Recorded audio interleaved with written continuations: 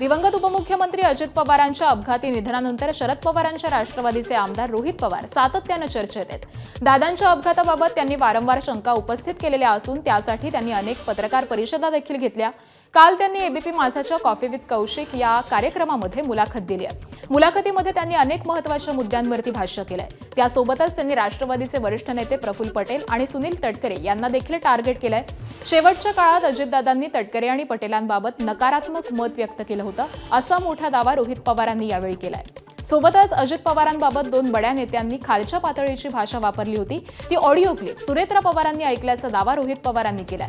या सगळ्याच मुद्द्यांसह त्यांनी बारामती मतदारसंघासह अन्य महत्त्वाच्या मुद्द्यांवरती देखील भाष्य केलेलं आहे। बघूयात। दादांबरोबर आम्ही जेव्हा होतो तेव्हा दादांचं आणि या लोकांचं खूप चांगलं नाही हे आम्हाला माहीत होतं। सुनील तटकरेंचं नक्कीच चांगलं होतं, मी प्रफुल्ल पटेलांचं तिथं म्हणतोय, पण तिथं पवार साहेब होते आणि पवार साहेबांच्या मार्गदर्शनाखाली पार्टी चालत असल्यामुळे दादा खूप काय त्याच्यामध्ये लक्ष घालत नव्हते, नाही तर बोलत नव्हते।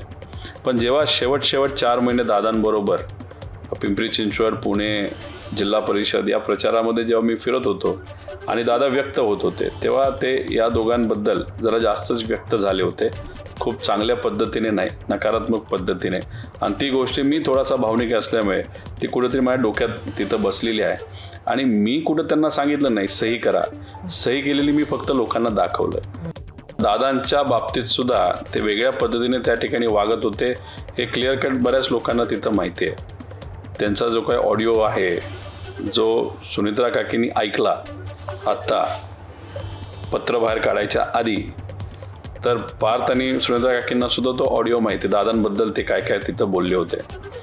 आणि मग जी व्यक्ती पवार साहेबांची नाही झाली, जी व्यक्ती दादांची नाही झाली, दादांनी तर एवढा मोठा निर्णय पवार साहेबांना सोडायचा त्या ठिकाणी घेतला, तर ती व्यक्ती लोकांची कशी होणार, आमदारांची कशी होणार। जो ऑडिओ आहे तो मी नाही ऐकला, पण सुनेत्रा काकी आणि पार्थली ऐकलेला आहे। तो काय आहे हे तुम्हाला त्यांनी सांगितलं का?